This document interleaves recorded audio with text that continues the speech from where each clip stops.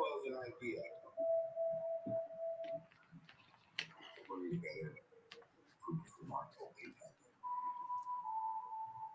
to see if we could become something more. So when they needed us, we could find the dots. But they never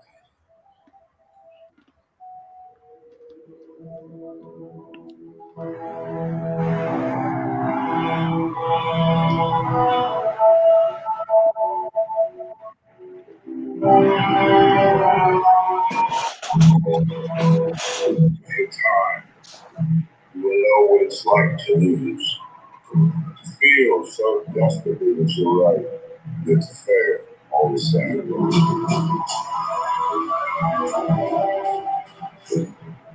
Dread it.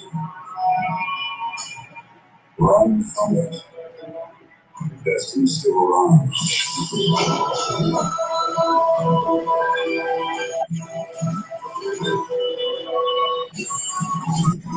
Evacuate the city. Engage all defenses against the Spanish heat.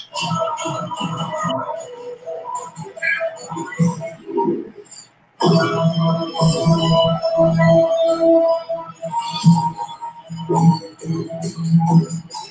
long as there's something one considers from balance in the universe. But this does put a smile on my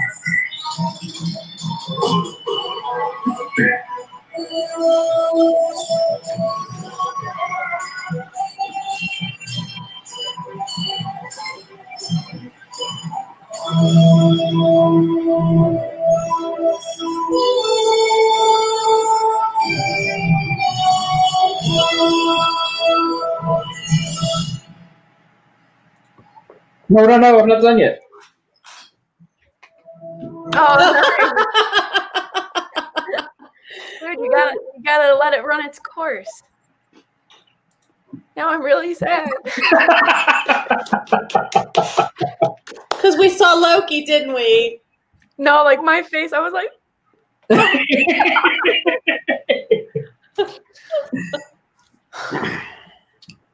Welcome everybody to Nerd Talk on Tracy Glen, Kenzie Days' dad channel. Today we are joined by Kenzie Days, Diz Our Dream, and what in the world with Russ? No longer Russ Stapleton. I don't know who that is. I'm still Russ Stapleton. I just changed my name on the channel. Really? What? So you didn't go to the county clerk's office and change your name? Yes, my first name is now what? And your middle names are in the world with, and you're like, oh man. Welcome in, guys. How is everybody this week? sad. Good. Kenzie's sad. Oh. Yes. Oh, I'm tired, but I'm good. I'm definitely gonna put Russ behind a duck.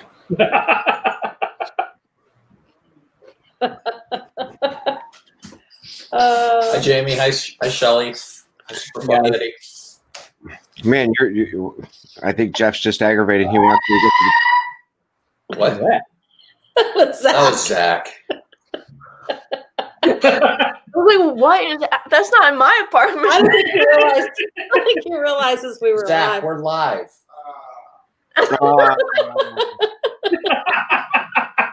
He just walks around the house going, We were there. All right, so other housekeeping. Thank you to Dean from The Live Place. Looking for a family-friendly streamer? No place better to look than The Live Place at theliveplace.com. And if you want to check out Dean and his other channels, you have Dean from Dreamers Empire and Dean from theliveplace.com. So check those two channels out also. And in the chat, I think somebody's got to wake up Mike Wheeler because he was not first. We have Pam Fam. Did I not tell you that? He said he just woke up from a nap. You had to preface something before we actually start today? sure. What? You don't listen to me.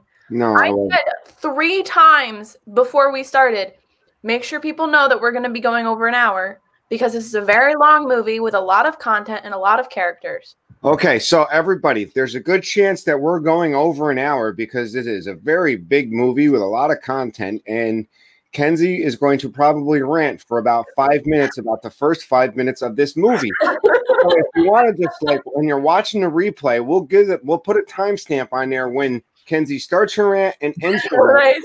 When you switch over to. Is that better? Yep. And I think I was looking directly into the camera too. Yeah. I think it's important information to know, though. Like the fact that we're going to be going for a good amount of time today. Got a lot to talk about. I don't think we're giving ourselves a limit. You know.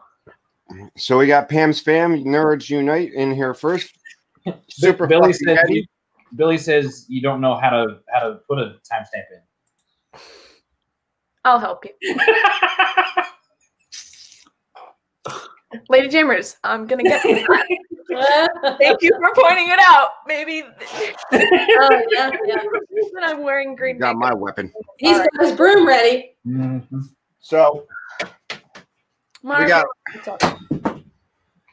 Oh. We got Super Fluff Yeti, Mike Wheeler, Lady Jamers, who welcome in, Shelly Starwalker, hello, and enjoying Nerd Talk. And Billy Joe, Kenzie Days' mom's already threatened me. Garrett, Monarch's Moments, welcome in, guys. So, what do we want to start with? Do we just want to go straight into the rant, or do we want to wait and like hold off on it? It's been simmering since I watched it last night. All right, so we're going to start with you guys. I say we go backwards and we start at the end. We start at the very end. And we work all the way and we go. I think this is the type of movie where you kind of just have to like go through bits and pieces of it because there's just so much that's happening. You know, there's just so much. There's so much that happens in this movie. All right. Well, maybe we can start with like. Maybe I want to start with Jeff and Ange and wait for your. I know. I was going to say Jeff and Ange. You know, I want to hear Ange's opinion of the movie. First time viewing. First time she's on. So it was good. I had to walk away from it though. Like I didn't want to get too connected to it because I knew it was get connected to it, Ange. Yeah, I know. I knew it was going to get really intense. I didn't want to get real upset, so I would kind of walk away from it. I would get upset. I know. Jeff's disgusted about all that. Look at him. He's mad about it. This is probably the last Marvel movie I'll watch with her. Okay. Why is that? Because I didn't want to connect. Because you're constantly talking during all the good parts, and between you and Abby, you can't even figure out what's going on. You're just.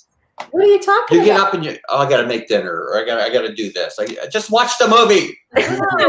Well, here's the thing. I was asking questions like in the beginning when Loki got it. I'm like, did he really get it, or is he coming back? Like, because Ange.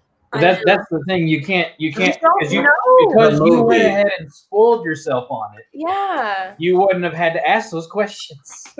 Right. But I still don't know if Loki comes back. It doesn't sound like he does. I'm not a crusty old guy, Garrett. It's just so hard. And I'm going to tell you, I stay sad. With Angela. What's up, Kenzie? I stay sad. You stay sad. I'm going to continue to be sad. Okay, so Loki. Okay. So I got it. I understand now that anybody who crumbled, there's a chance they're going to come back. Okay. But anybody who didn't crumble, they aren't coming back. I guess. They didn't crumble. Whatever. First of all, okay. Here. I'm broken. He's not broken. Yes, I am. I told her broken. I'm like, don't you want to watch Endgame to see how it all ends? And she said, nah. I do want to watch it. I don't have to watch it right now. We should watch Wasp, Yellow Jacket and Wasp, and Wasp and Ant-Man and the Wasp. Sorry, she has me so mad. No. We should have watched Ant-Man and the Wasp, and we should have watched Captain Marvel, and we should have watched Endgame. She's like, nah. That's too much content to take in one weekend. I was gonna say, we had to wait. We had to let this movie simmer for a year. Yes, I need to let it simmer for a couple of days. Okay? You don't even know what was going on. Yes, I do. You did not. So I was having a hard time. I was having a hard time with why people were on these different planets. Not a hard time, but I was trying to like, where did they go? And why did they go this way? And, and they went to go get the metal. Why are we playing musical chairs over here? What is happening? The little guy. Don't you worry about it. The guy from Okay. The dwarf. He was. Don't even say elf. Please don't say elf or I'm walking away. He was the guy. 71 don't say elf. degrees. I'm walking away. 71 degrees. Call me an elf one more time. It wasn't him. You're an angry elf. That wasn't him. That wasn't that actor. No, that was not him. He was the guy who plays the dwarf. The dwarf. He actually is in he's in Game of Thrones. Game of Thrones. Oh. And he was in the X-Men Days of Future Past. Yeah. Okay. I thought he was in Elf. Peter Dinklage? Yeah. He was an elf. He was an elf. No, he wasn't. Nope. Peter Dinklage. Peter Dinklage was not an elf. Who played the angry elf? It wasn't Peter Dinklage. Let's look it up. It was someone else. Let's look it up. It was him. No, it wasn't. I would. I'm IMDbing it right now, bro. Okay, let's see. He was in it. Call me an elf one more Not time. an elf. I'm getting dizzy. Oh, he is. Well, He is Miles. He's Miles Finch. Is he Miles Finch? Yes. Come on. Come on. Weird. See, you got everybody going crazy now, just like you had me going crazy. Let's stick to the movie. Talk about the movie. But my point was, I was trying to figure out why these guys were going to this planet and these guys went to this one. He said, well, they're going to go look for this. Why is that part of the movie? If you listen to the movie, he said, I had to go, my hammer's broken. I need a weapon that's going to fight Thanos. And while that was happening, her and Abby are boo, boo, boo, boo, boo. That's what was going on. I'm like, you might want to listen to this part. Boo. You might want to listen to this part. Boo. So Abby'd seen it before, right? Yeah, probably about 20 times. Well, I was going to say, okay. Abby and I have watched the movie. So she was trying to explain things to you then.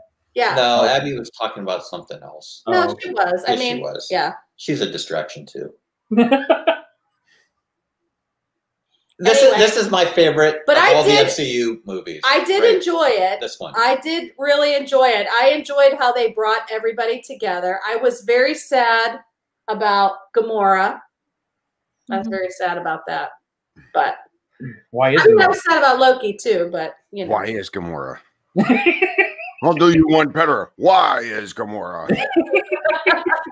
I'm just gonna say at the beginning, here we go. Pisses me off to no end.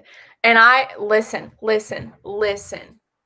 I remember watching this. See, I have very vivid memories of how I was feeling when I was watching this in the theater. I remember just everything with Quill happening and me being like, stop, dude, you need to not.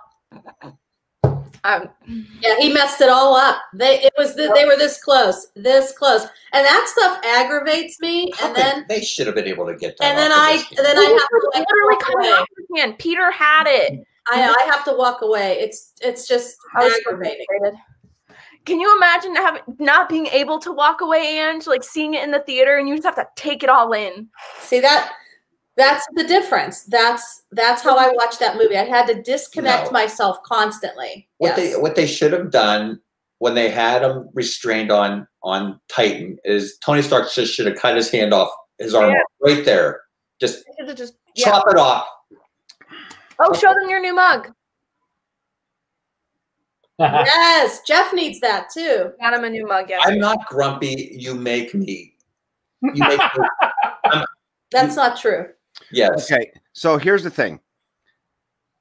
If you put yourself in Quill's shoes. And I understand he that. lost the girl he loved. Yes, but they are so close to defeating him. It's just. But it doesn't make a difference. Realized, I guess. Sometimes love makes you do stupid things. Yeah, sometimes love makes you destroy half of the universe. Yeah, it does. Star-Lord's stupid anyway. He's stupid. Star-Lord's always been stupid. How come someone who went to shoot Gamora bubbles. We gotta start from the beginning. What's that? This is really Because dumb. he had the reality stone. The reality stone could change reality.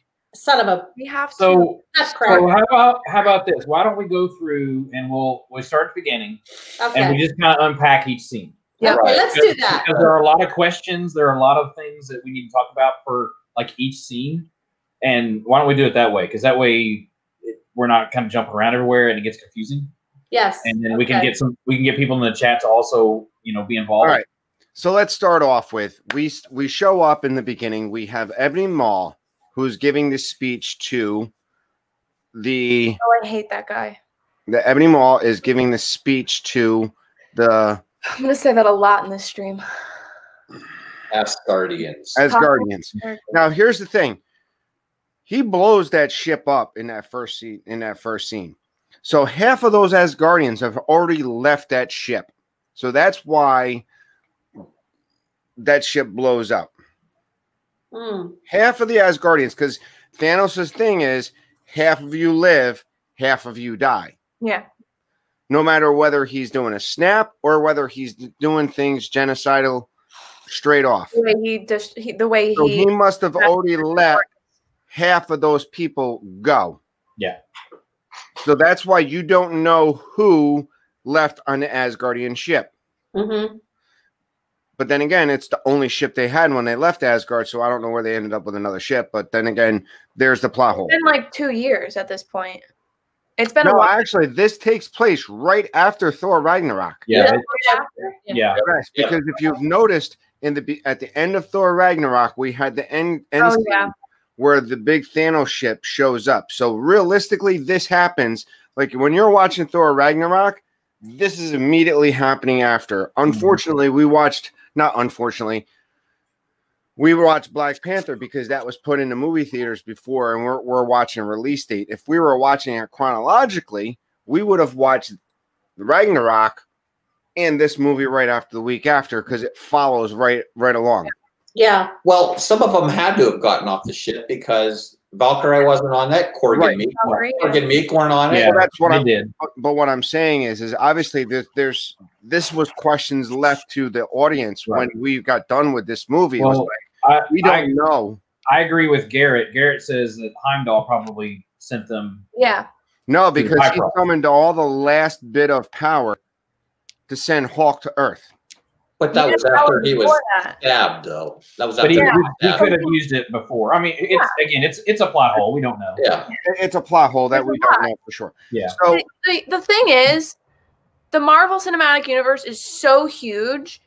There was no way that they could have figured out an excuse where every single character would have been at this point. So they couldn't really look at that and be like, oh, where's Valkyrie right now? She's not very relevant to the story at this moment. So we're just going to deal with that later. Mm-hmm. All right. So, Ebony Maw, we also noticed that Thanos has already gotten the Power Stone, which was on Xandar. Yep. So, we have an off-screen destruction of Xandar for Thanos to regain the Power Stone. So at this point in time, we know that Xandar's been decimated. If everybody doesn't remember Xandar was featured in the first Guardians of the Galaxy movie. That's the one with the star-shaped ships. And this is the same thing. If you want to know what the Xandar ship looks like, this is the ship that's supposedly going to be on the front of the Guardians of the Galaxy ride in Epcot. Okay. So we kind of figure that Xandar is destroyed, or at least half of the planet. I'm thinking he destroyed it. I mean, they probably protected the Power Stone because there is a character, and Russell agree with me. There is a character in the comic books called Nova, which I'm assuming would come in probably in Guardians of the Galaxy 3 along with Adam Warlock. Yep. Maybe. They gotta have Adam Warlock. I don't know. Just because they teased him doesn't mean they gotta have Adam Warlock. They teased him. So let's go with the rant. Feelings of the first scene, the opening scene of the movie. Go, Kenzie. Okay. It is now Okay. 20. Don't actually time me because All right. Look back when you're done. Okay. So, obviously, you're seeing the beginning of this. You see that, you know, Heimdall is killed. That's insane. That's sad. That's, you know, that's like really, really, I didn't expect them to start so strong with killing Heimdall and Loki. Mm-hmm. Like, so I love the quote with Loki, "We have a Hulk," throwback to Avengers when Stark said that to him. Mm-hmm. You know, there's the whole Hulk fighting with Thanos, and this is when you realize that Thanos is like really strong. Yeah. Because if he can like take down the Hulk that easily, crazy stuff. And, you know, it shows that power in the very beginning, you know, that we can't mess with this dude. He just massacred half of Asgard, took down a Hulk, and then we see the whole thing that happens with Loki.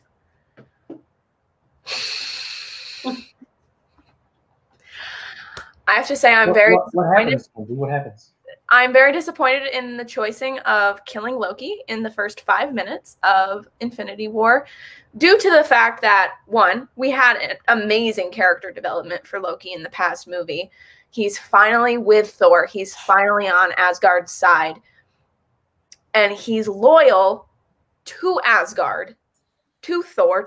He's an Odinson till the end, till he dies. You know, that part where he's saying, "Oh, I'll be loyal to you, Thanos." Obviously, that's not true because you see that he's already thinking about going against him.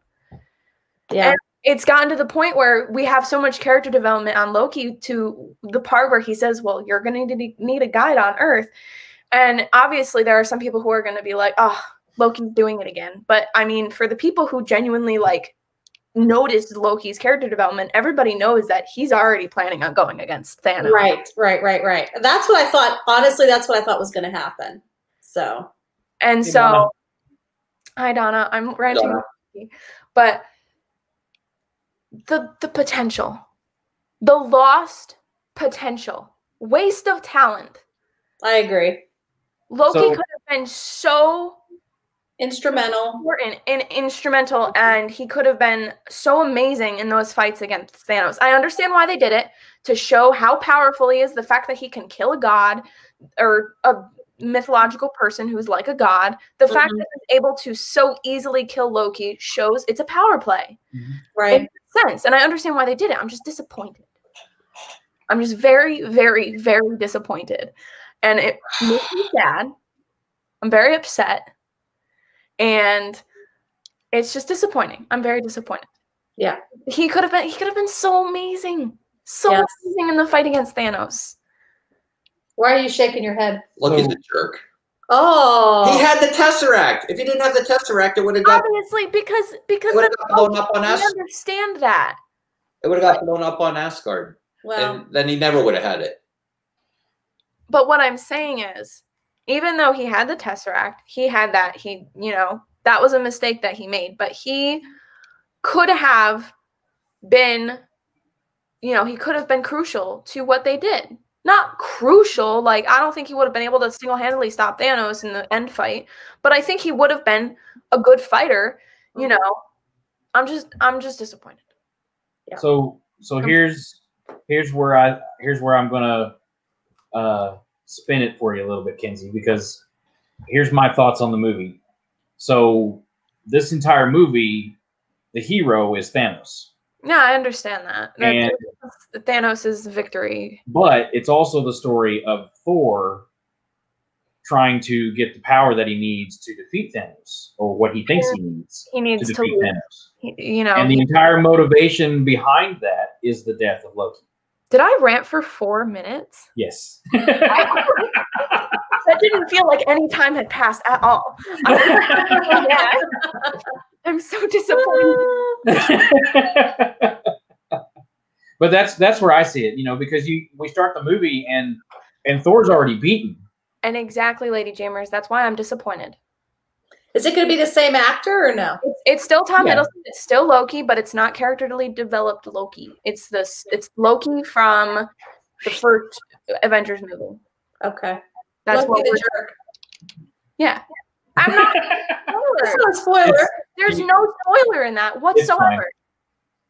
Where is there a spoiler in that, Dad? No spoilers. I love that you have that ready. Well, I have a couple of them ready up. Do you?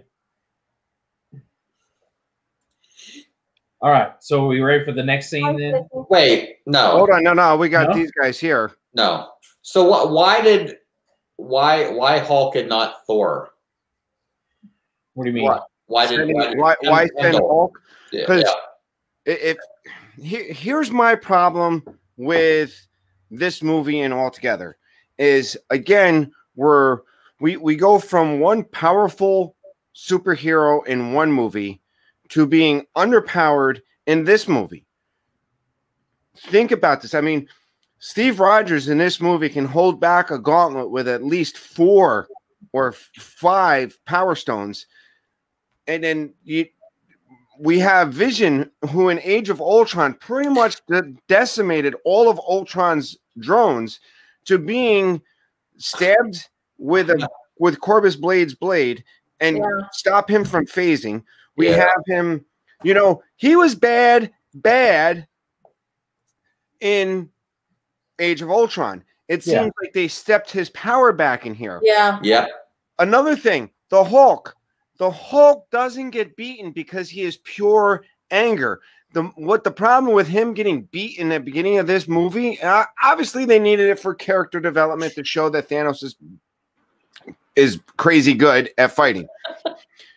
But the Hulk doesn't stop. I mean, think about in Age of Ultron when, and even in this movie when Banner says this armor's already beaten up the Hulk. No, the armor never beat Hulk up. He got even madder. He spit the tooth out. He kicked butt until he completely decimates. The Hulk does not stop. There's no way Thanos should have kicked the Hulk's butt in this movie. The way totally agree. Absolutely not. The Hulk would have went all the way until the Hulk was dead. Thanos would have had to kill the Hulk for the Hulk to stop fighting. We've never seen the Hulk pass out up until this movie. I think the problem comes down to is they underpowered the Hulk in this movie because they needed to move the story arc along. Right. I think they were trying to do the whole conflict between Hulk and Bruce, and this was the way to do it, was to make him afraid. Plus, they needed to use him to warn the Avengers. I understand, but that's my biggest problem with this is, I mean, when you look at Hulk in the Avengers, you look at Hulk in his past movies, he doesn't stop. He's anger personified. The only thing that really kind of holds him back is Bruce Banner. But if you've noticed in any other movie, the more he's getting beat up, the worse and worse he gets, more and more angry, the less and less control that Bruce Banner has. Exactly. Maybe exactly. And that's the way he is in the comics too. I mean, he's maybe he never stops. Maybe having a couple of years in the Thor Ragnarok, being in control of the body for so long has changed his mentality. But that's, I mean, they play it off the fact that Hulk is surprised that he was able to be. I think that's what the whole thing is that this is the first thing that's ever been able to genuinely take down the Hulk. But then again, if the Hulk can get beat by Thanos with 1 Power Stone, how is Steve Rogers over to hold back Thanos with 5 Power Stones? This doesn't make sense. Steve Rogers can hold Thor's hammer too. So in Ragnarok, Thor and Hulk were when they were fighting, they were pretty even. Well, even. Pretty even, right? Yes. So, at the point where Thor would have been fighting Thanos, he would have only had 1 stone too. So why was Thor in such bad shape? Well, here's the thing. I mean, nobody was. I think when you're looking at the fight and with the beginning with the Hulk, I think Kenzie's getting aggravated with me. I don't know. I think a lot of that comes down to is the Obsidian Order helped take Thor down and put him in those bandages. When Thanos started fighting the Hulk, the Obsidian Order pretty much said, let him have his fun. So in other words, they got Thor and they got the rest of them because the Obsidian Order helped out with that nullification of the ship. And I don't think necessarily that it, again, Thor was defeated there, but he was still ready to fight. He wasn't giving up. Right. And that's why they had to contain him that way, because otherwise otherwise he would have continued. He would have gone until he died. I mean, that's the way, But so the way Thor is too. So that was my problem with just the handling of the different powers. I mean, you could be super powerful in one movie, and you could be absolutely in this one. Yeah. Well, best line of the movie: "You really are the worst brother." When he hands him the Tesseract. Yes. So our next scene is, it's Doctor Strange, right? Yeah. Yeah. Doctor Strange and the scene of Tony dealing with Pepper and talking about his dream of his future child. So Ken's nothing. Nope. So go ahead. No, I think the interaction between Tony Stark and Doctor Strange is just phenomenal. The banter, with the Hulk burning fudge or whatever, and when they're talking about the Ben and Jerry's ice cream, and he's leaning on the cauldron, and it's just two egotistical guys going at it with each other. Is just their acting chemistry and their ability to play off of one another is like really amazing. Yes, it is. And I read online that since the two actors have played Sherlock before, they considered putting a Sherlock joke in, but they thought it would be too obvious, so they ended up not. They should have done that. They should have. Because that's so funny. They both played him. Oh yeah, that would have been perfect. But they decided not to. That makes me sad. Should have done that. Okay. I think the two characters working together, and you can see how quickly, Doctor Strange, he's like, I will not, and this is later on, but he's like, I will not hesitate to sacrifice you two for the stone. Yes. And he later changes his mind about that. Yeah, that was interesting. And I think that's what you explained to me. I explained to you why. Because that's the only way that they were going to defeat him was with Iron Man. With Tony Stark. Yeah, Tony Stark. So spoiler. Really annoying that. Oh, sorry, Rush. No, go ahead. Go ahead, Kenzie. No, it's really annoying that Doctor Strange dusts because I ate a pumpkin before I started talking. I gotta get one. I gotta get me a bowl of those. Because if Strange hadn't dusted, Tony it would have been more obvious why he did what he did. Right. Tony and them. So I feel like that Tony and Doctor Strange are the adults in this movie, because they're the only ones that really understand, kind of see the big picture. Mm-hmm. And they both have different opinions on that, but I think they both have the big picture to where they realize that Thanos is the threat that he is to everything. Not just they're not necessarily being self-centered. Now, Tony's always self-centered, but I feel like in this movie he kind of is able to step back on that, and I think that the whole thing with the dream helps him to understand. Okay, well there are other things that are important now, and that's kind of where I think it's leading at the beginning there, to where he's thinking about his future, and now he wants to save his future. So. I had a thought. Mm-hmm. Go ahead, Ken. You can clearly see, Tony Stark is amazing in this movie. I adore him. He's just such a powerful, strong person. And you can tell that he, you know, like you said, I thought about this when you said this. Him and Strange are the adults in this situation. Mm-hmm. You can see the pure immaturity and childishness of Peter Quill when you see him with Strange and Tony.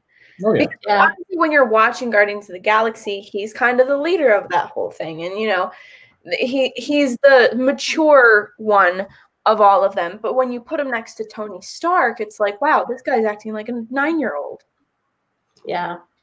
So it's like, you can see how, I don't want to say like weak, but just not a good hero. Right. Peter Quill is. Very emotional. Well, he's not much of a leader. No, he's not. No, he's not. No. Rocket's always been the leader of the Guardians. Right. You mean Rabbit? Rabbit, yeah. Yep. He's always been the one in charge. That was funny. is Thor and Rocket too. Rabbit. All right, so Rabbit. I didn't realize how funny this movie was until I totally drained her out, and I just started laughing to myself. So before we get to the Rocket, the Guardians of the Galaxy meeting Thor, some of the great one-liners that come out of this scene between welcome in Stacey Rogers, mod of all streams. Hey, Stacey. Stacey. Some of the best lines. The Avengers are done. We broke up. What do you mean broke up? Like the Beatles? I said that in the chat. Yeah. A good one-liner. The Hulk burning fudge. That's a thing. I'm trying to see what. Well, because you know, it's a little chalky. Bruce has been off Earth for a long time. Bruce has been. It's approximately like 3 years. So you got to remember. Yeah. So he left the Earth at the end of Age of Ultron. So he has been at least in space for 2 years. Mm-hmm. So there's a lot that he's been missing. So I'm looking at another because I'm looking at our group chat, and one of the lines, "Oh, we're using made-up names. I'm Spider-Man." But also this is where we get. This is also where Spider-Man comes in, and this is also where he tells his man in the chair, "Hey, I need a distraction." Oh my God, we're all gonna die. Well, I love the Stan Lee cameo. What's the matter with you guys? You never seen a spaceship before? Yeah.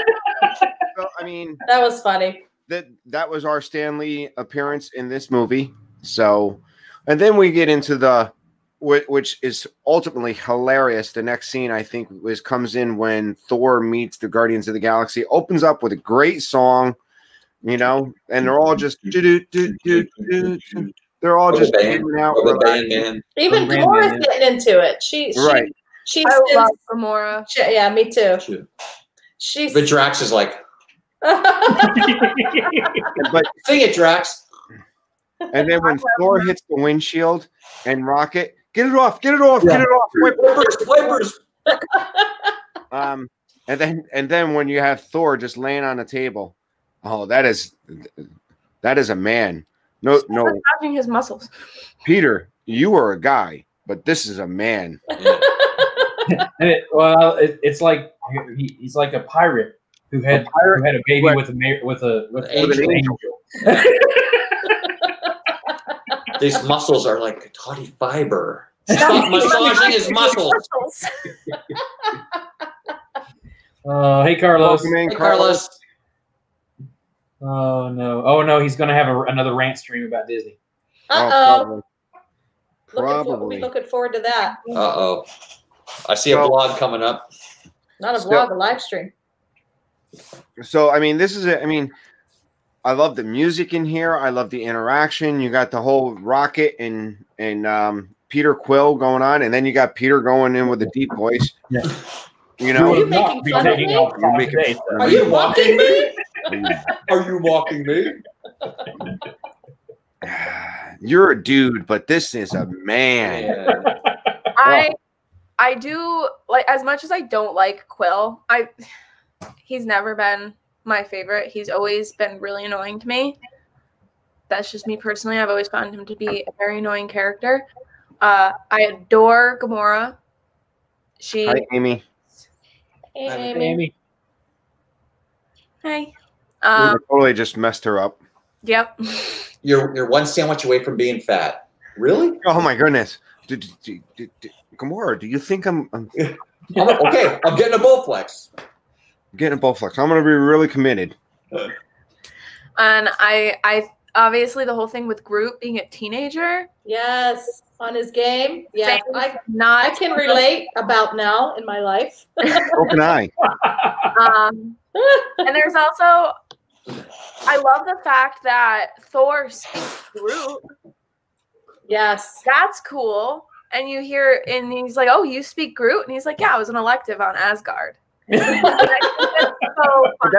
actually comes in a couple scenes later, but I mean, this whole interaction. In order, we're just talking about the oh, then that's fine. Okay. Well, it's around this time too, where you have Drax practicing his invisibility. Oh yes. That's later on, but oh my god. I mean, okay. So how's this? How about we approach this, the interaction between all the characters and it's somewhat moving along throughout the way? Because we were trying to start in the beginning, but it's kind of hard because you have so many different. It does jump around a lot. Yeah, it keeps jumping around. Yes. There are a lot of scenes that when I was watching it last night, there are a lot of scenes that I was like, oh, I thought this went straight into this other thing. Oh, but no, we're jumping to this planet, and then we're jumping to this planet. So it's a lot. That's why I was a little confused. Yes. Yes. Yep. Well, they did try to like put where they were at the bottom, and that's also a Russo. That's a Guardians of the Galaxy thing. Yeah. Well, it's a Russo brother thing too because they do that a lot in their movies. But yeah. Nowhere. They got to be going somewhere. I mean, just the fact that the fight in nowhere. Now you have Gamora pretty much telling Peter, if it comes to it, you have to kill me. Yeah. Right. And then the fact that she just she tries to take so many opportunities to die before Thanos can do anything, and it's just the fact that she can't. And it's like, and then the fight on Nowhere. You see that the reality. He already had it. He was just waiting for Gamora to get there. Yeah, he did. Which, right. Again, gets to the point to where Thanos is supposed to love Gamora, but he treats her just awful. Well, now, I think if you look at it, I think his relationship with Gamora is way different than any of his other relationship with his. Oh yeah. I think he truly does love Gamora, and I think when you look at it, what Gamora does to him, because he just assumes that she would be on the same page, but it broke his heart that she no longer shares that vision with him. Obviously, he's mad, he's crazy, but then again, that's what he is thinking. Well, he would have killed her anyway, so he could get that soul stone. No, so. I think he would. What other choice did he have? There was no other choice. But up until that point, she never actually thought that he would actually love her enough to get that soul stone. Dad. What? They're frozen. I've been trying to tell you. And Lady Chambers has to go. So. We back? Are we back? We're back. Yeah. We could hear you the whole time. Yeah. Okay. Sorry. All right. Have a good day, Lady Chambers. Bye, Jamie. I lost my train of thought. Well, we're just talking about Thanos. Thanos didn't have a choice. The Hulk was. He was going to have to kill her anyway, right? If he wanted the Soul Stone, he had to throw somebody over that he loved, and he didn't love anybody, like she said. But I guess he did. I think he loved the idea of Gamora, or what she used to be. Right. Well, it worked because if he had thrown, if he didn't love her and he threw her off, he never would have gotten that Soul Stone, right? Yeah. Okay, can we go back to the Soul Stone for a minute? Yep. So who would have been on Vormir before Red Skull? Because Red Skull's just in the past 80 years or something like that. So who would have been protecting the Soul Stone before Red Skull? No idea. Why Red Skull? I have no idea. I thought that was random. They explained that to the fact that from Captain America, when he holds the Tesseract, or Right. when he has the stone there, that his punishment for that is to then get banished to be protector of the Soul Stone, which I think is a definite plot hole as far as they needed someone there as the guardian to explain why the Soul Stone needed that. It felt very random to me. It did feel very random. But you also have to remember, it's an Infinity Stone. Who knows for sure how long ago? I mean, even though it's not a time stone, how long ago and when he was transported to Vormir? Yeah. Who? Yeah, I mean, correct. He could be there for centuries, for all we know. But it just happened. How come it took Thanos so long? Like in the movie, he was figuring out where those stones were, like right away. Like what took? Why didn't he find them sooner? Well, like he knew where the other ones were. He didn't know where the Soul Stone was.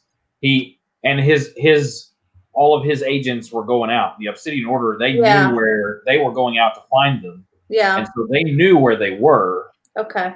And so that's why he knew, and I think partly too, once he started getting the stones, he knew where they were as well. Yeah, that makes sense.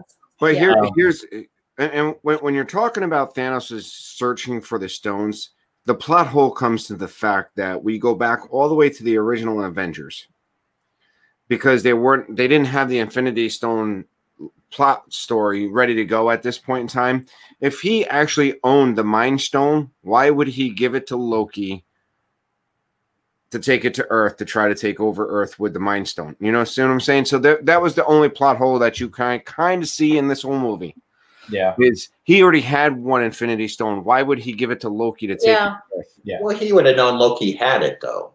So, yeah, but still, I mean, why give him the scepter that has the Mind Stone? Because he wanted Earth to be taken over. There was just more power to accomplish that task. Yeah, there's quite a few plot holes. So, in fact, there's a really good interview on Disney Plus with all of the directors. From all the MCU movies. It's about 30 minutes long. And they even explain the fact that they had no prior communication or no prior idea that they were even going to do any of this stuff with the Infinity Stones until Guardians of the Galaxy. And really none of the directors themselves had any idea how each movie was going to connect. They came back in later, and Marvel kind of wrote that together and stitched it together little by little through the scripts, and then made it work for the Infinity War. And so none of that was actually really pre-planned. So that there are quite a few plot holes. Yeah, but plot holes that you kind of have to accept. Like you can't get mad. And that's kind of what they explain is that hey, we did the best we could to set it up, but yeah, this is its own thing, and that's where the story comes from. Now, again, if I'm going to compare this to the comics, the story is completely different to where they really don't. I mean, none of this storyline is in the comics. They borrow and steal from a bunch of different things. So some of the character development is the same, but like the Soul Stone, that was actually Adam Warlock had the Soul Stone in the comics. And so, of course, he's not a part of this MCU. And so they had to completely change the storyline for the Soul Stone. So, and a lot of these characters that are in the movie are not in the comics or used in the same way. So there's a lot of differences, so they're basically rewriting the story for their own. Okay. So where do we want to? I was going to say, what were we on next?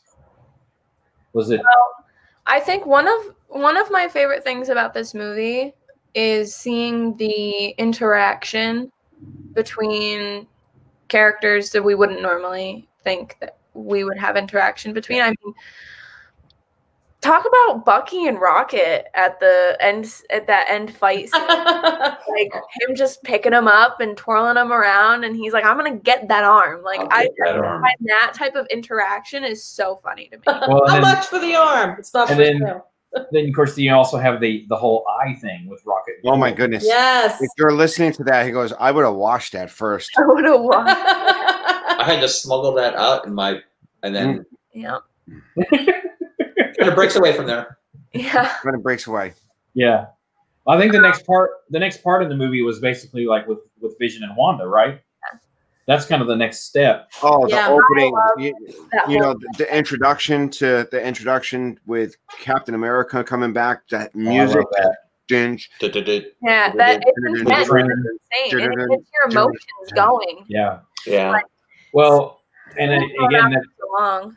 that's we haven't seen Cap for a while And Civil War. since Civil War, and he comes back. And I think I told you guys yesterday that this is his nomad look from the comics, to where he is no longer associated with America. He has no affiliations, with anyone. He's kind of a loner, and he's on his own. I mean, he's working with Black Widow and Falcon, and those guys that are still there, but he's on his own. He's no Avengers insignia. He has no flags. He's got nothing. He's got rid of his shield. Yeah. And He dropped the shield at well, that's what I mean. He doesn't dropped have the shield. He got rid of his shield. Of course, now he's and we see him at the end of Black Panther, right? Wasn't he at the end of that, or no? I guess that was Bucky. That's right. Bucky. Yeah. But then we later on we see that Cap gets his gauntlet shields. I think that thing is so cool. And that's true to the comics. But yeah, I mean, Captain America is, and again, but he's more of a side character in this movie. Yeah. To me, he's not a main character. He's not. He's more of a supporting character, and he's still there to fight, and he's going to do everything he can to stop Thanos. But yeah, I mean, he's a different guy now since Civil War. So, I mean, I don't really think you can say anyone other than like Thanos is like the main character. I mean, everybody. Thanos and Thor to me are the main characters in this. Yeah, I think. See, but you also have Tony. You have Tony and. Well, true. I mean, if you were going to focus on, I mean, it's all crazy. Go ahead, Kenzie. Sorry, I interrupted. I was literally about to say that. Yeah. Sorry.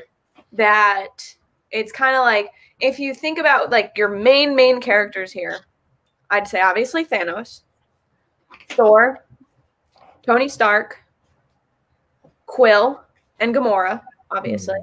I'd say the Guardians take a really huge part of this movie. Obviously, with Gamora's affiliation with Thanos is really important plot device. Yeah.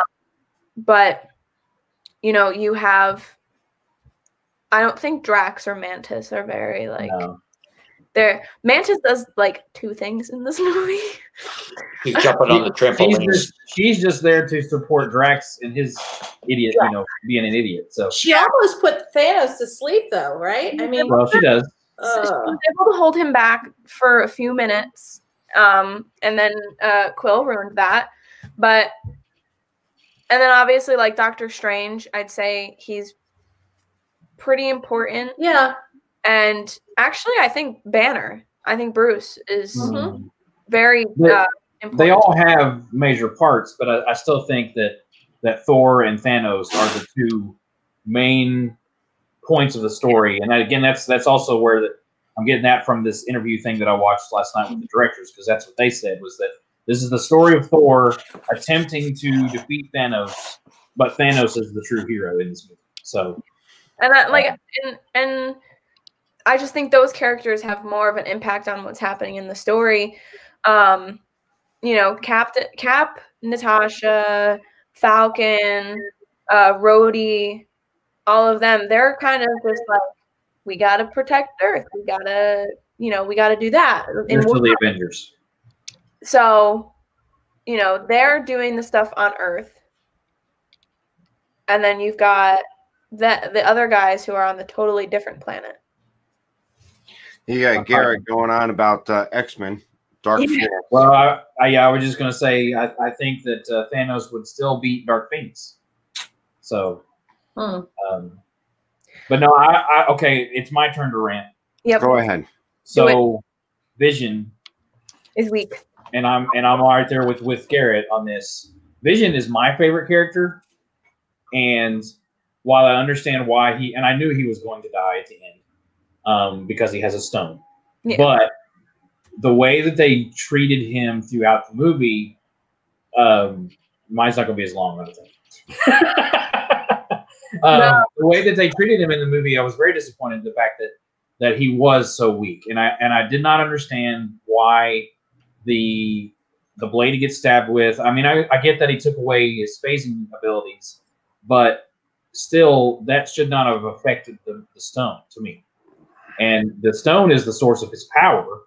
You know, I do like the fact that they explain that, you know, Wanda is basically the only one who can destroy the stone because she gets her powers from it.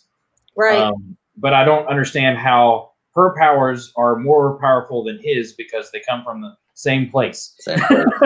Right.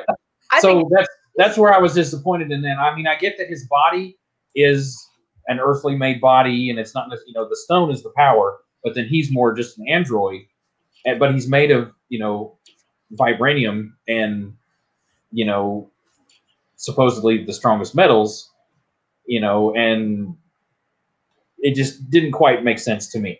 Yeah. You know, I think that he should have had a much better fight between the Obsidian Order and, but then once he got to Thanos, that's when the bad stuff should have happened to Vision. Right. You know, that's my thing. So yeah. 2 minutes. That was only 2 minutes. Yeah. One of my favorite things in this movie, I'm kind of skipping to that end fight scene. I love when Wanda comes down and oh my gosh, what's her name? She goes, "Why was she up there? Why is she all the way up there?" And Okoye, yeah. But you got to remember is also that, you know, they were trying to draw her out onto the battlefield because they knew they could not. And again, in Rush, you're absolutely right. Why all of a sudden? Because if her power comes from the Soul Stone, how come the Soul Stone isn't as powerful? Right. Yeah. The Mind Stone. Or that's what I meant. The Mind Stone. I mean, if you're looking at it, you're like, are you kidding me? If she can be this powerful, why isn't Vision as powerful, or if not more powerful? Yeah. Why all of a sudden, because she got her power, can she's? I mean, yes, she's the only one that can destroy it. I think I think they underpowered him for the storyline, and that's just my rant. You have to also think about the fact that Wanda's been dealing with these powers for a very long time. Yeah. So, you know, obviously Vision literally has like the Mind Stone. Like that is like him. See you later, Stacey. Have a good day. Humanity in him. He still has other things. He's got a little bit of everyone. Yeah. Part of him. So there's why is she more powerful than him? But you also have to think of in ways of like he's only been alive for how many years? 2 years. He's got about what 3? Because I think 2 or 3 years old. 2 years. 2 years because Ultron was 2 years ago. Yeah, Infinity War is 2 years after Ultron. So he's like 2 years old. Scarlet Witch has been dealing with these powers for a very long time. So she's had a long time to kind of master those abilities. Mm-hmm. So that's the only way that I can kind of like rationalize that in my mind as why she might be more skillful. So I still don't think because Garrett just touched on the fact that it's interesting the comic version is different from the Scarlet Witch in the movie. Mm-hmm. So the movie version of Scarlet Witch, she is just learning her powers. She doesn't know how to control them. She's gotten a little better now since Ultron, but in the comics, she's one of the most powerful of all of the mutants. Mm-hmm. And you know, in like entire universe, and you know, and she's also, of course, she has more. It's more witchcraft and that kind of a thing in the comics. But the fact that she really does not have control still of her powers. And I think part of that in the movie is because of her emotions for Vision, you know, and she is a very emotional being, and that's where her power comes from, you know, from within her. But yeah, I don't know. I just don't like I don't like the way that they did that. I mean, I love the chemistry between her and Vision in this movie, and I think that was really good. You know, I love that they played on them getting married and, you know, that kind of a thing later on. You know, of course, that sets up the show for later with WandaVision. I'm glad that he will be in that. You know, I'm excited for that. And we hopefully maybe we'll see a little bit more of his power and hers as well. But yeah, I just feel like this is a beginning of them, and it was kind of rushed too much with their powers and things like that. So yeah, I just don't like the fact that they made Vision so weak in this movie. So yeah.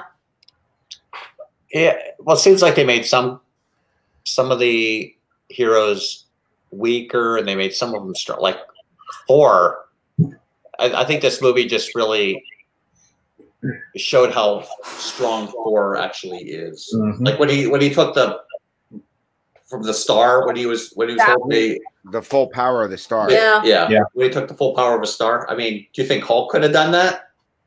No. Well, he's also an alien god. Right. Yeah. So when we get to Thor, I have a rant on that as well. I don't want to take over. Well, let's. My only comment about the whole thing with Wanda earlier was that there's just a lot of really awesome female power. Like seeing those three girls fight was amazing, and I loved it. That was my only comment about that, was that I think they're amazing. And if you think the girl power is awesome in this movie, Endgame. Well, here's the thing. You know, Black Widow actually takes a back seat in this movie. She's not as prominent in this movie. I mean, she's got some great fight scenes, but there's probably like 5 lines. Like she doesn't talk. She's not prominent in this movie compared to it. And I mean, when you see when they come back, and then you got Attorney General or the Ross trying to tell Rhodey to arrest these guys. Obviously, he doesn't care. And then you see the interaction, and here you have the Russo brothers trying to correct the whole relationship between Black Widow and Bruce Banner. You know, that was kind of hemmed and thrown into us. Ultron and all that other stuff. And then she's moved on, and you can see that, you know, she's moved on. She's not focusing on the Hulk not being there. I think throw your spoiler thing up there for Garrett. Spoiler for Garrett. Don't read Garrett's comment. Don't read Garrett's comment, Ange. Don't do it. Stop looking at the screen. I've seen it. I saw where he gets fat. I mean, I know that happens.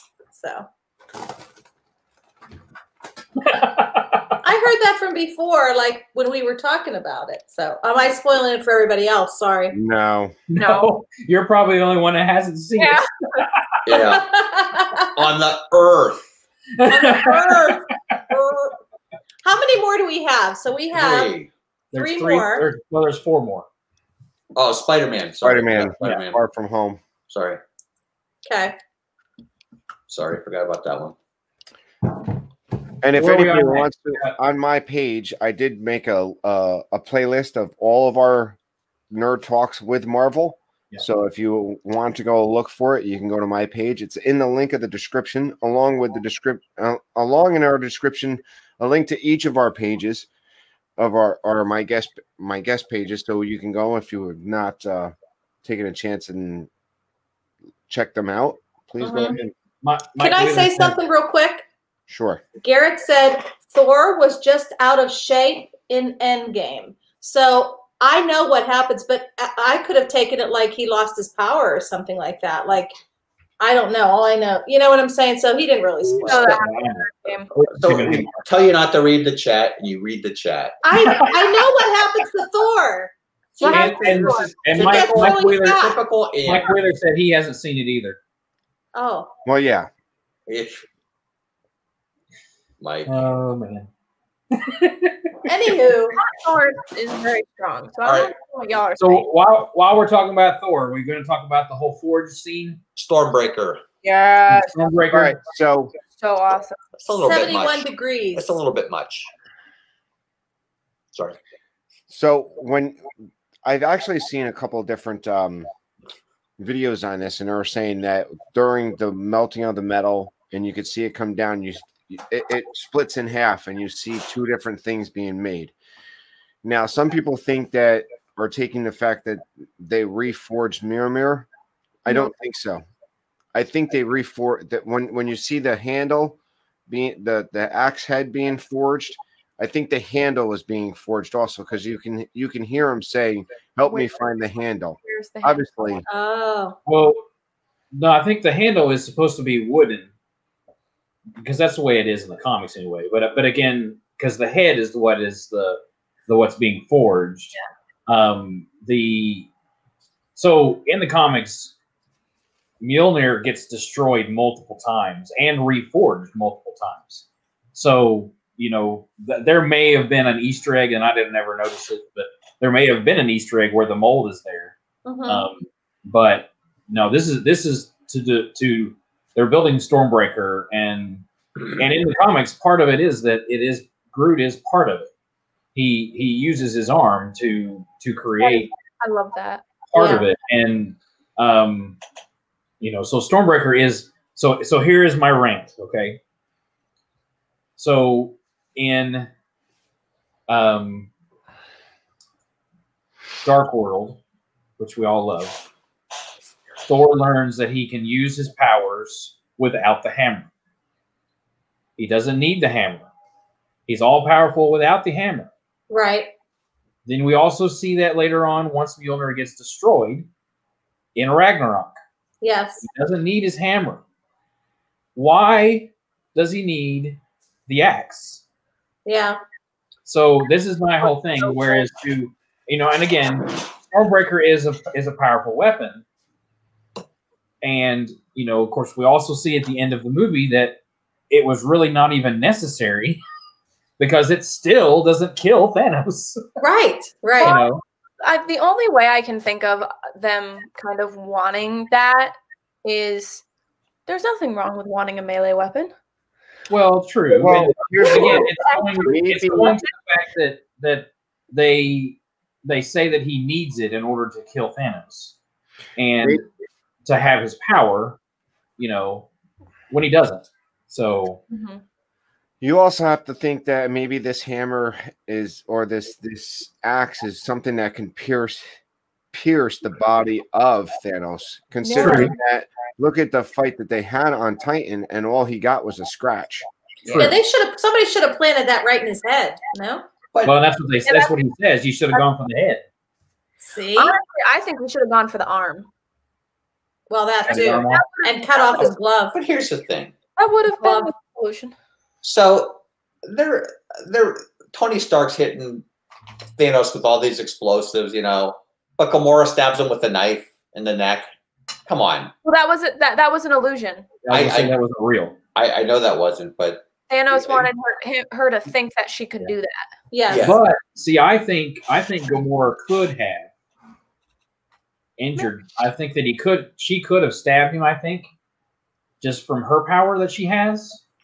But who knows, you know? Yeah. Who knows? I don't know. Very disappointing. The whole thing with Thanos is, I mean, he is one of the most powerful villains in the comics. Overpowered. But I mean, that's the way he is. I mean, he's always been one of the most powerful ever. And you know, and because of his motivations of wanting to destroy half the universe, I mean, that's a good storyline, you know. Which is why it's better been than done, a comic book. Which is why it's been done 3 times in the comic books. So but in the comics, the whole idea of Thanos wanting to snap and kill half of life is to appease death. Yeah. Right. And that's his girlfriend. Right. This actually makes a little bit more sense when they did it in the movie. It does. You know? Yeah, I like it. The thing is there's people who actually think this way in the real world right now. that were overpopulated. Or historically, I will say that he reminds me of a very, prominent tyrant. Yeah, we know. And but like, I didn't like that part of it, but but like that's why he's the villain of good side. He's the hero of his own story because he believes what he's doing is right. Yeah. But obviously he's delusional and he's insane. Yeah. Yeah, I mean, I don't think anybody really likes Thanos. Right. I mean, but like I said, I mean, there's people who think this way in the real world. I mean, if you ever read, there's a book, the author from the Da Vinci Code, he actually wrote a book that deals with, overpopulation. So, not that he's agreeing to kill half of everybody in a snap. He's just cut his thumbs off. Yeah, I was gonna say you can read Garrett's comment. That he wouldn't be able to snap. Oh, that's a good point. And so he needs to close his hand to activate the stones. He can't just have the stones and just do whatever. Like he needs to be able to close his hand. He needs to be able to do something. Yeah. So that's why you see so many scenes where they're like, "Don't let him close his hand. Don't let him do that." Right. And I love this scene where where it's like Strange has one arm, Peter has the other arm, Iron Man's on this side, everybody's like holding him, and then it's just the constraint, and I think that scene looks so cool. Oh yeah. But that's why you see when Strange says to the cape, "Don't let him close his hand." Right. Yeah. I love that cape. So, Ange, how did you find the fight scene? Since you're not a big fight scene person, how did you find the fight scenes? I may have to walk away at this part.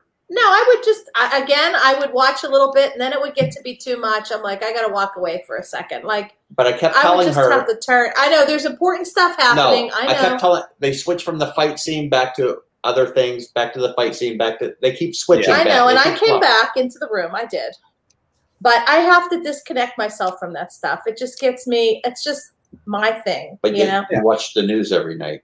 Yeah, but that's not. I watch the news. God. Oh, burn. Yeah, the news is Anywho, but I mean, it wasn't too bad. So, like that scene, that big scene with all those creatures that were coming out in Wakanda. I had to turn away from that. That was I'm like, somebody just sweep those little son of a gun. They were able to at certain points. But here's the thing. Thanos and his Obsidian Order doesn't care about the lives of the Outriders. They don't care. They're cannon fodder. Right. And that's the difference. That's the difference between what you see with Cap and the Black Panther and all those guys. You care about those people that are going to fight and die. Yes. The Obsidian Order doesn't care. And that's why when they make that offer of you'll only get blood and dust, and they say we have plenty of blood to spare because they don't care about those mindless minions. Right. Yes. And then I felt bad for all those people from Wakanda were just like running to their death. And it's like, I can't watch this. I can't watch it. Well, the Wakandans are armed pretty. I know they were, but I don't like to watch that. So I had to walk away for a little bit. So it's part of I know it's a movie. I know. But I have a special place in my heart for Black Panther now. So yeah, and I think T'Challa is amazing in this movie. I think. Yeah, I do too. I mean, he doesn't have a big part.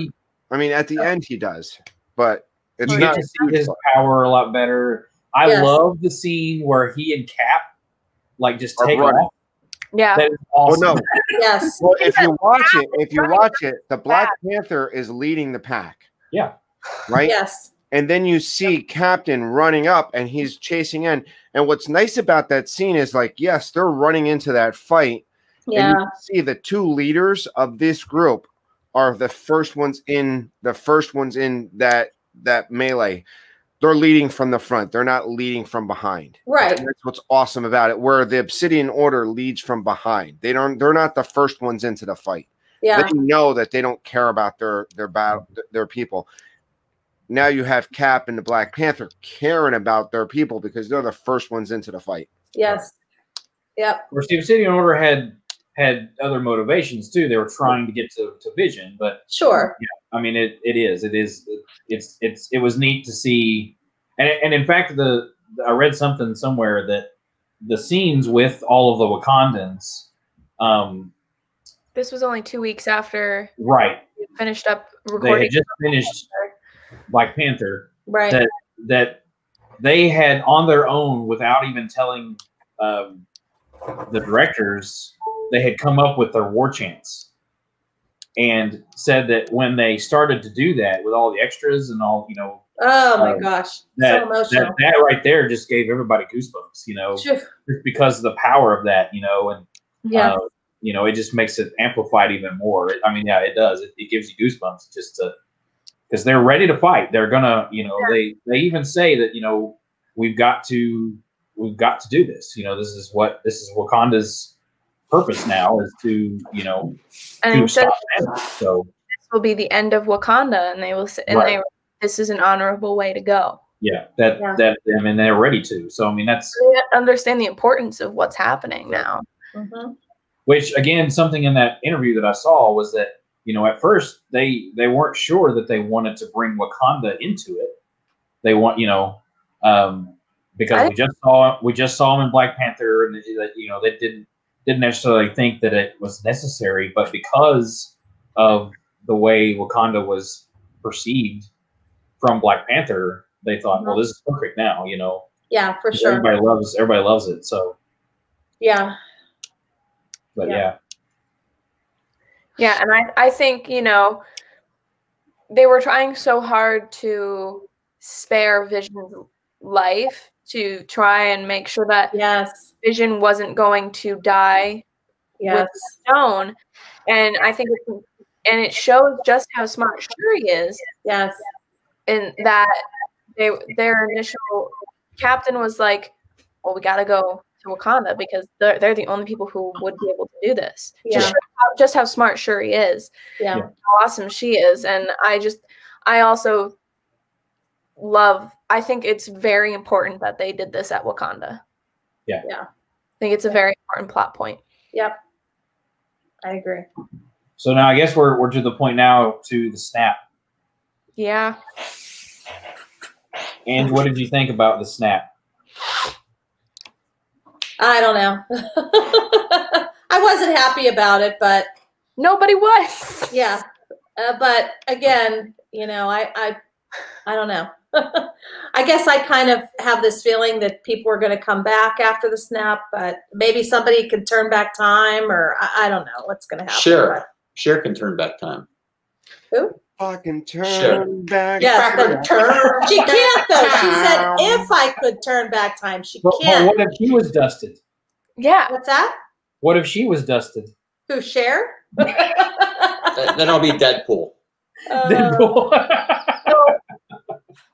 The snap happens, and everybody's kind of just like trying to figure out what just happened because they don't know what exactly the snap means. They know it means stuff with humanity, but what does that actually mean? So, I remember sitting in the seat thinking, what is about to happen? I mean, I have so many vivid memories from when we went to go see this and sitting in the theater with mom and dad, just being like, what is about to happen? Nick Fury, well, here's a question though. Because he snapped, did it make his dream come true? Like, if I had snapped, would the whole world turn into Disney World? Like, you would want. I'm pretty sure it's. All right, somebody give Angela the stones. But my point is, what did the snap? The snap doesn't make that happen. It's just what he wanted to happen. Right. Yeah. Happen. Okay. He snapped. So if someone was to have those again, if he was just to keep snapping, yeah. That doesn't mean automatically if anybody has the stones, anybody can snap. That doesn't mean all of humanity is going to go away. It means whoever has the stones, if they snap, anything they want to happen. And I don't think it specifically has to be a snap. It's just like Disney World, everybody. But did you see his hand after he snapped? No. the whole It was destroyed. all destroyed. It was destroyed. Yeah. Now, did the stones get and- destroyed too? No, the And stones did not. you'll have Not some like- of these questions answered in Endgame Okay, Yes. all right. as well. So we're not going to spoil that, but But so seeing, everybody trying to figure out what's about to happen, and then you see Bucky dust. Bucky's the first person you see, and he's like, Cap, like, what's Steve? What is happening? And then you just start seeing people, and I remember it being like that thought when you're seeing them, you're like, oh my God, who's going to go? Because not all of them are going to go. Right. So you're just trying to like figure out which ones, and it's just heartbreaking. So who didn't go? Iron Man? well, I have a list. Tony Stark. and Okay, Nebula. I made a list Okay. of everybody who was dusted and killed, and then so if they're not on the list, then they're still there. Okay. You want me to go through it or no? Sure. Yes. Let's start with killed It's first. kind of long. That's okay. All right. So those that were killed in action for this movie: Loki, Heimdall, the Collector, Gamora, and Vision. Okay. So those are the 5 that were killed. Okay. Those that were snapped away or that were dusted. Okay. So we had Bucky, T'Challa, Groot, Wanda, Falcon, Mantis, Drax, Peter Quill, Doctor Strange, which actually, as he's dusting, he says to Tony that we're in the end game now. Which I love that line. Yep. Peter Parker, which is probably the hardest one to watch ever. Maria Hill, which we get in the end credit scene. Oh yeah. Nick Fury as well. Mother. Yeah. So and then here is a list of characters though that were not necessarily in this movie, but we find out are dusted later on. So this will kind of help set things up, okay? So all of Hawkeye's family, which he's not in this movie. Oh. Okay. Let's see. Betty Brant, who's somebody from Spider-Man. Betty Ross, who is General Ross's daughter, Hulk's old girlfriend. Eric Selvig from Thor. Flash Thompson from Spider-Man. Jane Foster from Thor. Oh. May Parker. So Aunt May. MJ, Spider-Man. Ned. Sharon Carter. Shuri. Oh, did she get it? Not sure he dusted. She got dusted. Oh, I didn't know that. Lady Sif. Thaddeus Ross does as well, the general or the whatever his title is. Wong got dusted. Oh. Hank Pym. Just about everybody. Hope Van Dyne, or who's the Wasp, and Janet Van Dyne. So that is a very, very long list of people. And Hugh Jackman. Yeah. So when you're thinking about who didn't get dusted, the original Avengers, the 6 original Avengers did not get dusted. Right. Mm-hmm. Oh, okay. So Tony's still alive. It's just Tony and Nebula on that planet now. Yeah. Rocket is the only Guardian left. Okay. Everybody else is dusted. Yeah. Or dead. Yikes. Mike.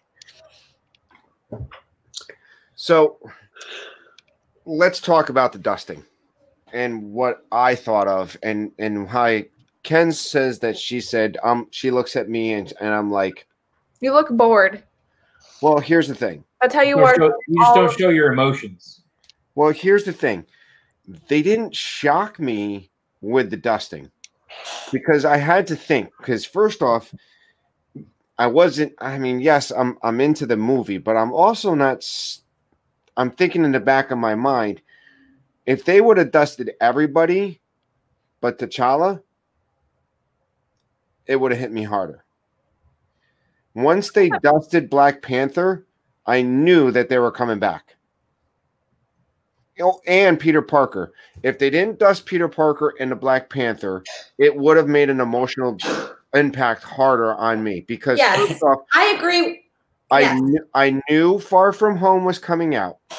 You can't. And I knew that Black Panther was a huge success, and they were not going to not follow up on it.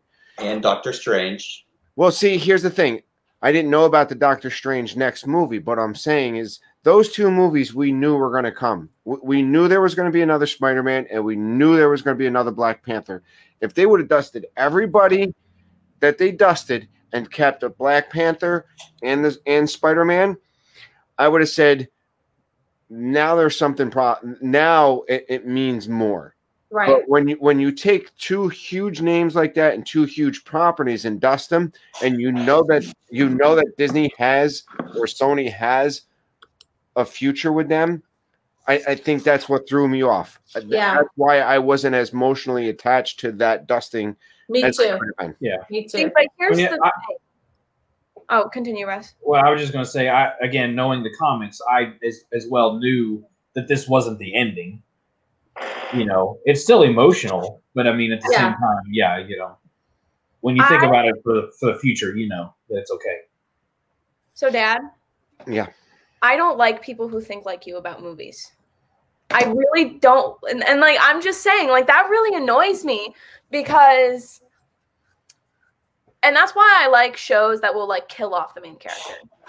Because you can't just rely on, you can't look at something and be like, oh, well, that's making them a lot of money. So that doesn't make sense. Like, obviously, that's how the world works. And obviously, that's how it is. But you can't just think like that about everything. I understand that's how you think. And I understand what you're saying. But it's just annoying. Because rather than look at the story and think about how heartbreaking it is that those people are dusting, you have to think about how those characters, obviously none of these characters are real. The Avengers, Marvel, that's not a real thing. But you have to look at the characters. You have to look into their brains. Their friends are turning to dust. I understand what you're coming from. I understand what you're... But the thing is this movie also wanted their audience to invest in the dusting, correct? They wanted the directors wanted everybody to be invested in that dusting. When you dust two main characters, knowing that there's property coming out afterwards, it took me out of the moment. That's just my opinion. Yeah. It took me out of the moment. And I understand that. That's just annoying. That's just where I'm coming from. Well, I was just going to say, because Kenzie, you're just very empathetic. I am a very empathetic. I look at characters. Yes. And I think about what they're thinking in that moment. Yeah. I obviously know that the characters aren't real, but I think about their emotions in that moment. Steve just watched his best friend die in front of him, like he's done before. So this isn't even the first time Bucky died in front of him. Yeah. That's hard. Well, and I was just going to touch on that too. The fact that, you know, we see at the end of the movie, and Cap, he just doesn't know what to do. Yeah. And that's kind of the first time you see him that way. You know, he just sits down there in the dirt. He's like, "Oh God, what am I doing? You know, what's next? What to do? You know." He's lost. Yeah. And about obviously it's. I was also confused about the dusting of T'Challa. I thought that was. See, I felt like there was a lot of like certain characters dust. Like I feel like too many of the Guardians dusted. Yeah. You know, had so many of the Guardians dusting and not a lot of like the Avengers dusting. Mm-hmm. And it just felt like there was like a very unequal thing there. Yeah, I said the same thing. Yeah. I thought it was weird, but yeah. I mean, there are a lot of characters that, you know, if I thought about it, if I was like, if this character dusted, I would have been a lot more sad. But obviously I was sad about all of the, like, if Thor had dusted, that would have been bad. But you also have to think about, like, the characters that did dust. You know, Peter, and obviously, I don't know if you know this, Ange. When Peter dusts, he knows it's coming before it happens because of his spider senses. Yeah. That's why he says something's wrong. Right. So that he knows that it's about to happen. And you know, him going in Tony's arms.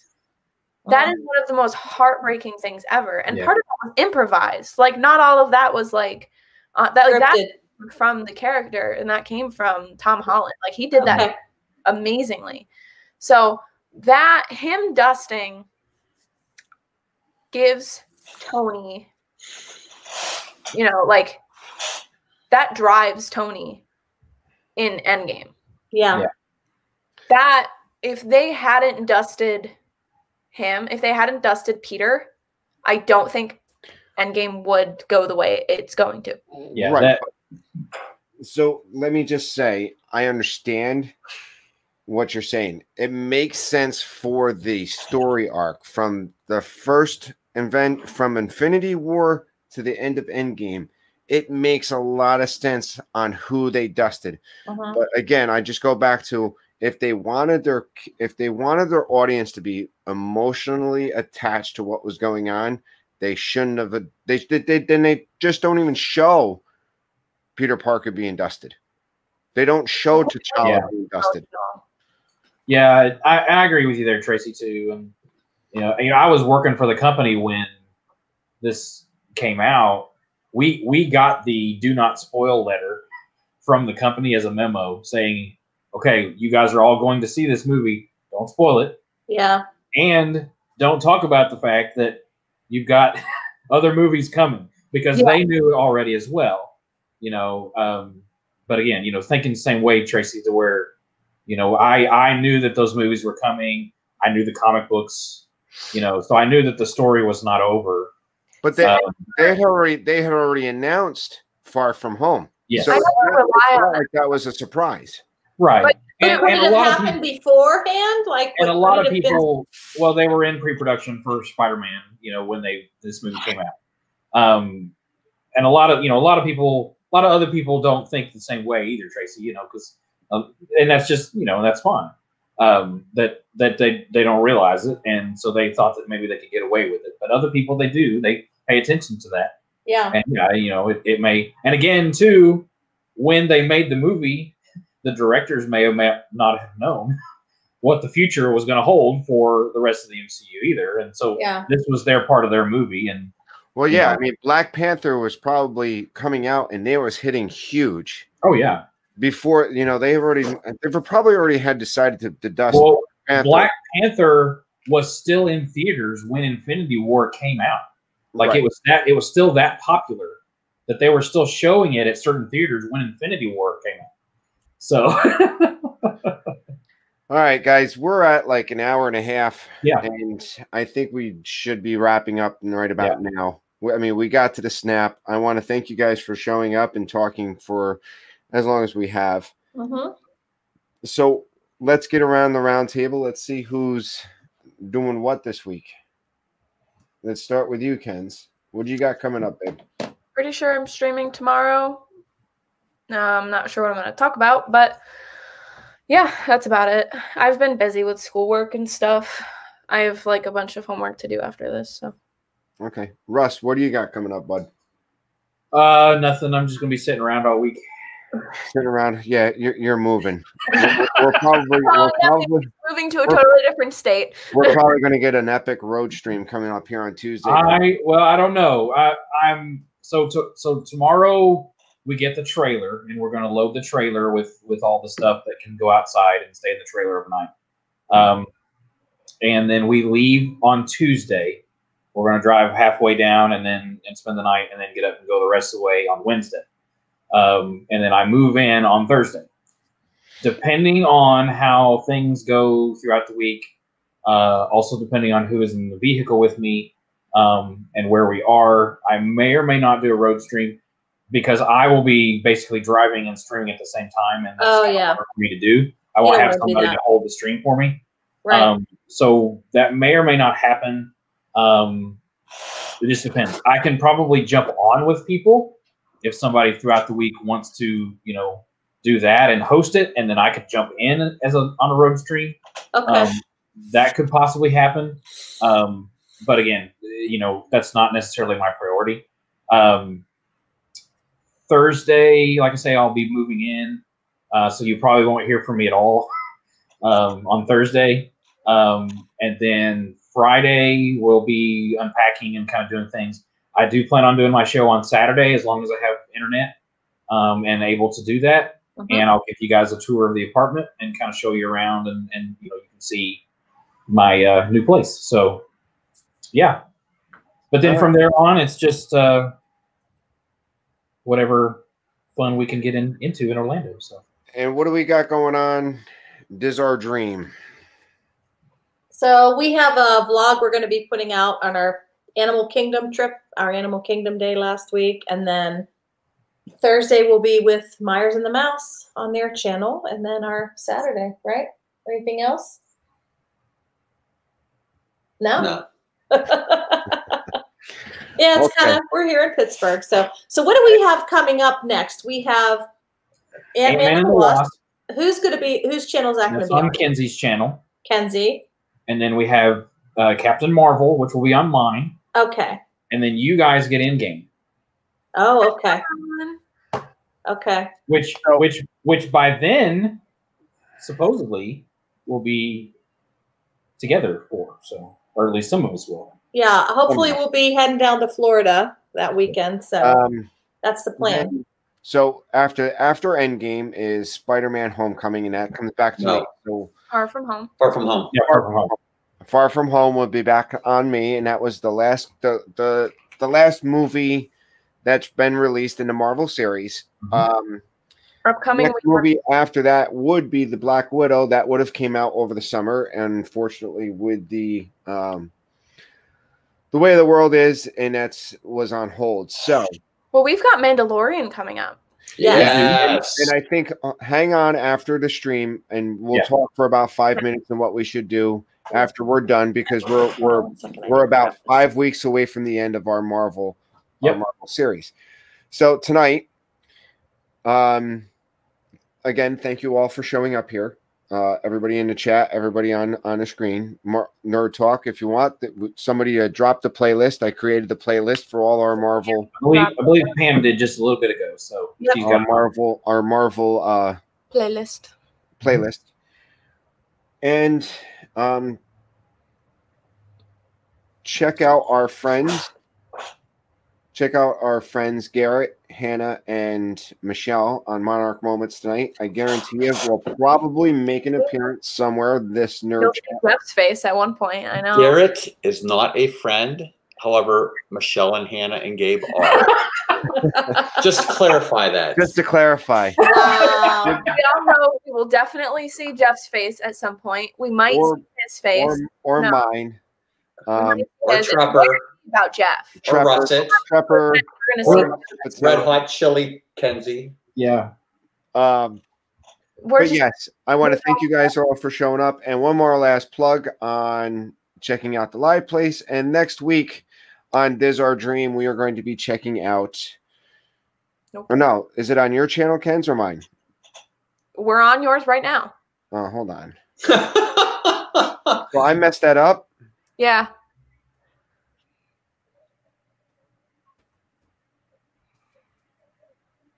Next week. Let's try this one on Kenzie Days' channel. Mm-hmm. We are going to have Ant-Man and the Wasp. Yep. So please check it out. Which is a much lighter movie.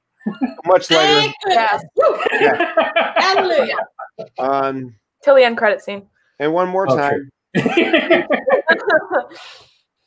Well, hold up. We didn't touch on that, but the end credit scene on this movie, it seemed like it going real quick. I mean, if you're watching it and you're watching it, they go from there's unknown bogeys over Wakanda to being dusted within a matter of minutes, where in Wakanda itself, it's a lot longer. It's taking longer for you to watch what's happening. Yeah. So, guys, thank you guys for showing up, and enjoy and have a great day. Enjoy your Labor Day, people. Yes. Bye, everyone. Bye, everyone.